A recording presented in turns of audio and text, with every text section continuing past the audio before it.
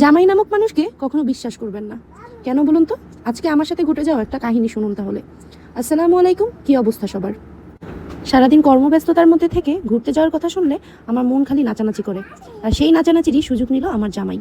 হঠাৎ করে দেখলাম তার বন্ধুর সাথে সে ফোনে কথা বলছে, আর জোরে জোরে বলছে, আমি আমার বউকে ছাড়া কোথাও যাব না, যদি একটা সিটের ব্যবস্থা করতে পারিস তাহলেই যাব, এছাড়া আমি কোথাও যেতে চাচ্ছি না। আমি তো এই কথা শুনে বেজায় খুশি। কিরে, আমার জামাই এত ভালো কেমনে হইলো? পরক্ষণে যখন সে আমার দিকে তাকিয়ে আছে, আমি বললাম, কি হয়েছে, কই যাব? তখন সে বলে, তুমি কি যাবা? আমি বললাম, হ্যাঁ, আমি তো যেতে চাই। পরে সে আমার পাশে এসে বসে বলে, আমার অনেক দিনের ইচ্ছা, আমি সেখানে তোমাকে পার্মানেন্টলি নিয়ে যাব, কিন্তু যদি পার্মানেন্টলি নাও নিতে পারি, অন্তত তোমাকে সেখানে ঘুরতে নিয়ে যাব।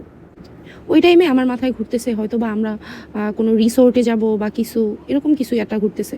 যেহেতু গাজীপুরে এতদিন ধরে আসি, কিন্তু কোনো রিসোর্ট দেখতে পারি নাই, ওরকম কোথাও ঘুরতে যাই না, শুধুমাত্র আশেপাশে বাইকে ঘোরা, এই এতটুকুই। কত ভরসা, কত বিশ্বাস নিয়ে আমি আমার জামাইয়ের উপর থাকি।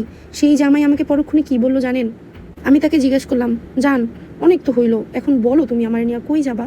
তখন সে আমারে বলে, সে নাকি আমাকে নিয়ে পাগলা কারোতে যাইতে চায়। মানে এতক্ষণ আমি কি নিয়ে এত স্বপ্ন দেখলাম বলেন? তাও কি বলবেন আপনারা জামাইরে বিশ্বাস করার কথা?